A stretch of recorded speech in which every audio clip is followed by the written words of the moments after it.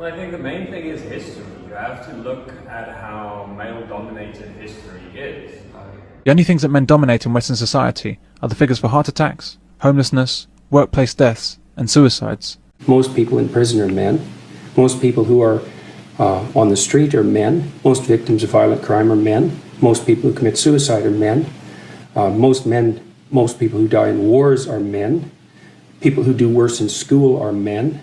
It's like, where's the dominance here precisely? In an orderly manner. Women and children will be loaded aboard first. The 1842 Mines Act of Parliament prevented women from working underground. Men and boys over 10 years old were not protected. Was that chauvinism? Only men were conscripted for the world wars. Was this chauvinism?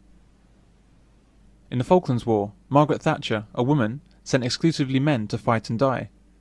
Even royalty doesn't escape risk, as women do. The Duke of York, who saw service as a helicopter pilot in the Falklands.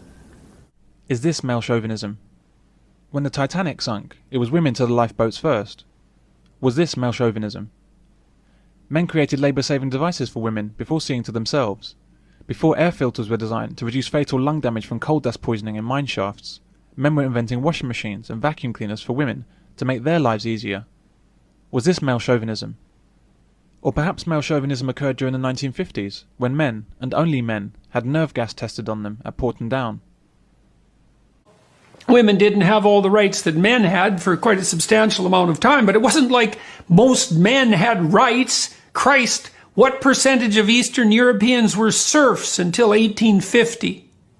The vast majority of people in the feudal ages were essentially slaves.